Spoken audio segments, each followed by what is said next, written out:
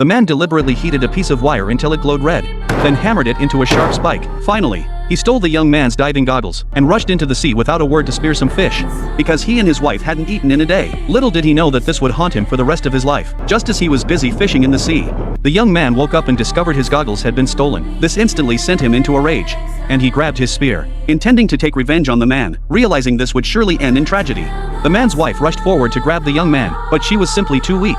Not only did she fail to restrain the enraged young man, but in her panic, she even tore off her own clothes. When the man returned from the sea with a bountiful catch and tossed the goggles to the young man should have been furious, yet he acted as if he didn't care at all, even wearing a look of secret delight on his face. Although the man sensed something was off, he didn't think much of it. He quickly showed off his catch to his wife and prepared to enjoy a hearty meal. But faced with her husband's enthusiasm, the wife kept averting her gaze, as if she had done something wrong. Only then did the man realize how serious this was. He turned to look at the smug young man, then at his shy wife, and instantly understood what had just happened. Enraged, the man flew into a rage. Without a word, he grabbed his wife by the hair and unceremoniously tossed her over to the young man. The man had intended for his wife to reflect on her mistake, but to his utter surprise, she didn't seem to care about him at all. Instead, she began dancing with the young man on the beach, as if she were doing it just to spite him. Seeing this, the man was instantly furious. He swore he would make them pay, so he began searching the deserted island for supplies. Next, he smashed a glass bottle, ground it down, and softened a plastic bottle over a fire. He glued the glass to the mouth of the plastic bottle,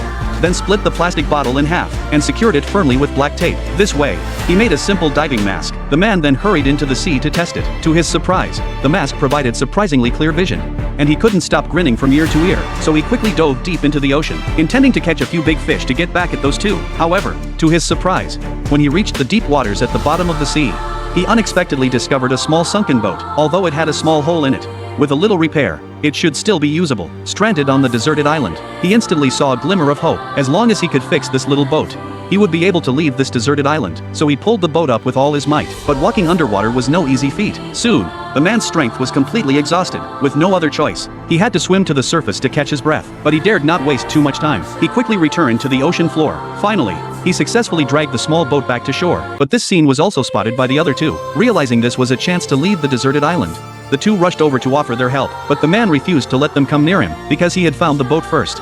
He would never let this opportunity slip through his fingers. And so, over the next few days, the man spent every day by the shore repairing the boat, hoping to get it fixed one day. But then his wife suddenly couldn't sit still any longer. She ran straight up to him, profusely apologizing for her earlier behavior, and begged him to take her away once the boat was repaired. But the man wasn't a fool. He no longer trusted his wife at all. As the saying goes, a friend in need is a friend indeed. He had finally seen his wife's true colors, so he simply yelled at her until she ran away. A few days later, the man's boat was repaired. He grabbed his harpoon and jumped into the water, planning to catch a few fish before leaving the deserted island alone. But as soon as he surfaced, he sensed something was wrong. The two of them were actually loading supplies onto the boat. It seemed they were trying to steal it. Seeing this, the man swam swiftly toward the shore. By the time he finally reached the water's edge, the two had already pushed the small boat into the water. Seeing this, he instantly flew into a rage and shouted. He tried to catch up to them, but in the end, he was too late. Yet as he watched the two swim farther and farther away, a sly grin spread across the man's face. Finally, he sat down in a chair and leisurely sipped coconut juice,